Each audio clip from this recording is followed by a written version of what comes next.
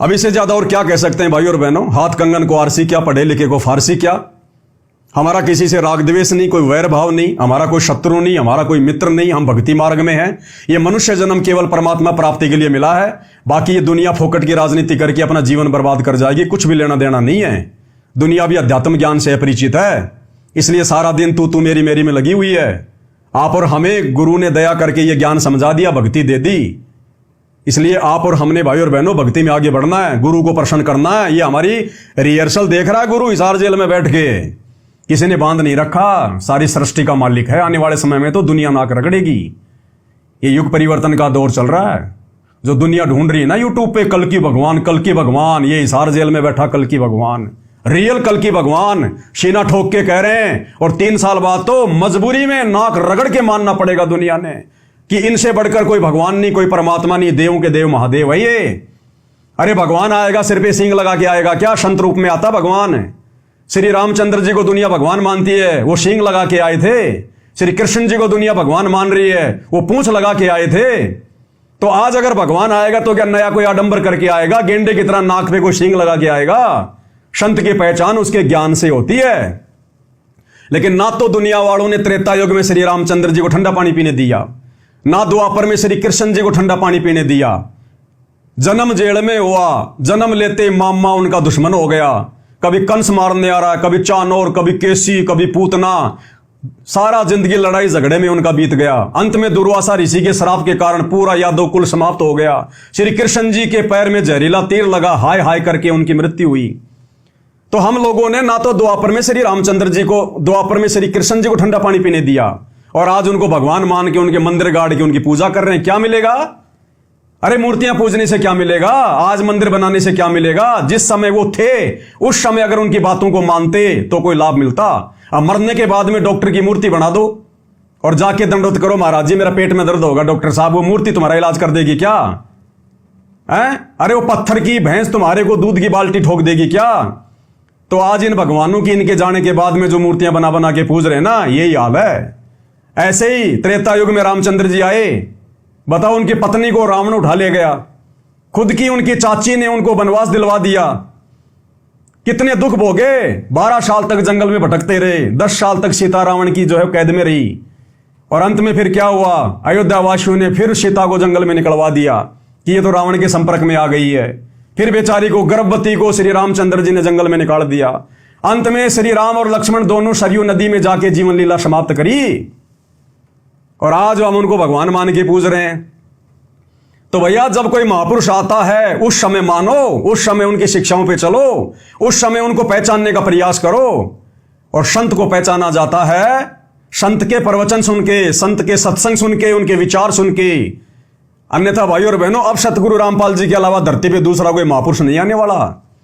ये हिंदुओं का अंतिम भगवान, अंतिम अवतार, मुसलमानों का अंतिम नबी, अंतिम अल्लाह, इनके अलावा कुछ नहीं। आज मेरी बातें थोड़ी सी तुम्हें बड़ी बड़ी लगेंगी, लेकिन आने वाले 3 साल के अंदर अंदर जब धरती पर तांडव मचेगा विनाशकालीन समय का, ये महामारियां, भूकंप, अतिवृष्टि, अनावृष्टि, ओलावृष्टि, युद्ध, गृह युद्ध, महायुद्ध, हिंदू मुसलमान, जब तुम्हारा घर से निकलना दूभर हो जाएगा, दाने दाने के लिए तरसोगे, तब तुम्हें भगवान याद आएगा। फिर देखेंगे तुम्हारा कौन सा देव महादेव आता है धरती पर तुम्हारी रक्षा करने। कोरोना में आया होगा कोई उतर के, ना हिंदुओं का भगवान आया, ना मुसलमानों का अल्लाह आया, ना सिखों का वाहिगुरु आया, ना जैनियों का महावीर आया। जिन्होंने मरना था वो मरे ही।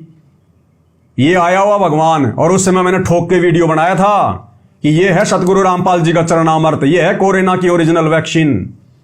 ले लो नाम दीक्षा, करो भक्ति। कोरोना क्या, कोरोना का बाप भी अगर तुम्हारे 100 किलोमीटर आ जाए तो। मेरे को उठा के मेरठ की जेल में डाल दिया गया। तो भाई और बहनों, सच कहेंगे, जीवन और मृत्यु सतगुरु के हाथ में है, किसी 2 कोड़ी के जीव के हाथ में नहीं है। 2 कोड़ी का जीव केवल अपने 10% स्वतंत्र उन कर्मों का दुरुपयोग कर सकता है जो हर जीव को देता परमात्मा। 25% जो स्वतंत्र कर्म मिलते हैं जीव को, केवल जीव उनका दुरुपयोग कर सकता है। जीवन और मृत्यु जीव के हाथ में नहीं है। वो झूठा मुकदमा लगा के 10-15 दिन जेल में पहुंचा सकता है, इससे ज्यादा उनकी औकात नहीं होती। तो जब हमारा बाप 10 साल से जेल में बैठा है तो हम जेल में चले जाएंगे। और जाके आगे इन आश्रम वालों ने मेरे को हिसार की जेल में पहुंचा दिया था साल भर पहले। 3 महीने की जेल काट के आया हूं, मेरठ की जेल में गया। और इस परमात्मा के लिए तो भैया लाख बार जेल जाएंगे, लाख बार। अगर ये गर्दन भी काटनी पड़ जाए सतगुरु रामपाल जी के लिए सच्चाई बताते बताते, तो भी मेरी तो बहुत छोटी सेवा है, बहुत छोटी सेवा। लेकिन जो काम हमारा बाप कर रहा है दुनिया के आत्म कल्याण के लिए, ये आम छोटे मोटे लोग तो केवल अपने समाज की लड़ाई लड़ रहे हैं झूठी।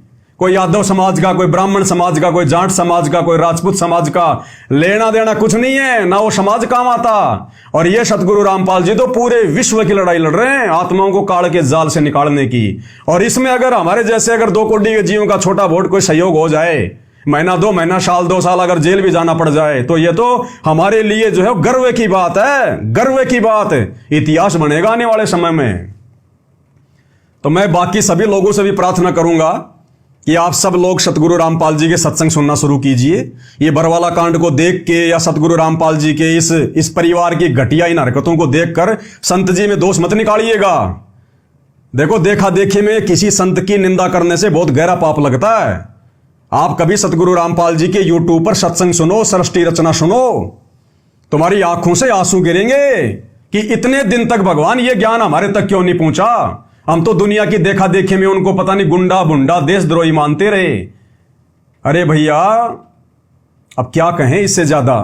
गूंगा आदमी गुड़ खा के स्वाद नहीं बता सकता।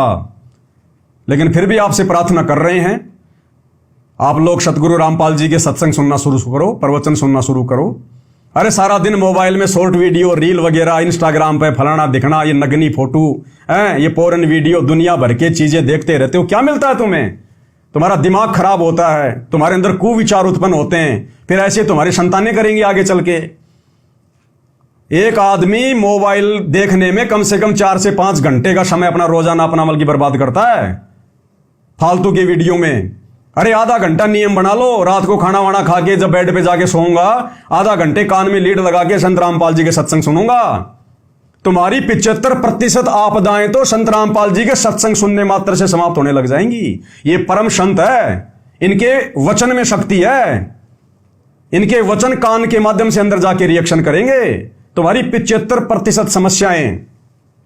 और अगर किसी को कोई भयम हो, किसी को कोई डाउट हो, अगर कोई भाई बहुत बड़ी कोई मुसीबत में हो, कोई समस्या में हो, भयंकर कोई बीमार हो, डॉक्टर ने जवाब दे दिया हो, या कोई आत्महत्या करने पे तुला हो कि बस मेरा तो जीवन ही बर्बाद, आगे कुछ नहीं बचा, एक बार विश्वास के साथ कह रहा हूं, सतगुरु रामपाल जी से प्रार्थना कर लेना। हिसार जेल जाके नहीं, ये अंतर्यामी भगवान है अपने घर से ही कि जी मैंने सुना है आपके चेलों से कि आप परमात्मा हो, भगवान हो, साक्षात धरती पे आए हो। अगर वास्तव में आप भगवान हो, साक्षात धरती पर आए हो, तो मैं आपसे ये प्रण करता हूं, मैं आपको संकल्प करता हूं, ये वचन देता हूं कि मुझे इस समस्या से बाहर निकालो। आज से मैं रोजाना आपके वीडियो सुनूंगा और महीने 2 महीने तक मैं रोजाना आपके वीडियो सुनूंगा।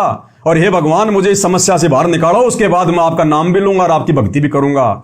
ये पवनदास विश्वास के साथ कह सकता है, विश्वास के साथ। जिस रोग से लाखों रुपया बर्बाद करके आप डॉक्टरों से मुक्ति प्राप्त नहीं कर सकते, 1-1.5 महीने मात्र उनके रोजाना सत्संग सुनने से आपको उस रोग में 75% मुक्ति मिलेगी। और बाकी जिस दिन नाम ले लोगे, सही तरीके से भक्ति पे लग जाओगे, फिर तो कहना है क्या। तो किसी भी प्रकार का दुखी व्यक्ति जो जीवन से निराश हो चुका है, हताश हो चुका है, या बहुत भयंकर कोई समस्या में वो घिरा हुआ है, एक बार सतगुरु रामपाल जी से हृदय से प्रार्थना करना। अरे इन पत्थरों की मूर्तियों के आगे भी तो पूरी जिंदगी हो गई, हमारे को प्रसाद बांटते, इनके भंडारे करते, क्या मिला? मरने वाले मर ही रहे, दुर्गति वालों की दुर्गति हो ही रही है। एक बार ये जिंदा भगवान से भी प्रार्थना कर लो। भगवान आएगा संत रूप में, इंसान रूप में आएगा। इंसानों को समझाने के लिए भगवान कोई पत्थर बन के आएगा क्या? हमारी बुद्धि पे पत्थर पड़े। इंसानों को समझाने के लिए भगवान इंसान ही तो बन के आएगा, वो तो हाथी बन के आ जाएगा। तुम क्या समझोगे फिर? हैं? और कहते हैं भाई, गुरुर ब्रह्मा गुरुर विष्णु गुरुर्देव महेश्वर गुरुर साक्षात पर ब्रह्म तस्मै श्री गुरुवे नमः। कहते हैं ना कि गुरु ही ब्रह्मा है, गुरु ही विष्णु, गुरु ही भगवान है, गुरु ही सबसे बड़ा परमात्मा है। तो गुरु रूप में आता है ना परमात्मा, तो गुरु रूप में आया हुआ मेरे भाई। अब यह थोड़ा मार मार के नहीं समझाएगा, यह परम संत है, अपने प्रवचन दे रहा भाई। जब सृष्टि रचना सुनोगे तो पता चलेगा। इनका और काल का एक एग्रीमेंट है, उस एग्रीमेंट के तहत ये परमात्मा जबरदस्ती नहीं करेगा। नहीं, ये तो एक चुटकी में ले जाए अपने बच्चों को वापस अपने सतलोक, इस गंदे लोक से निकाल के।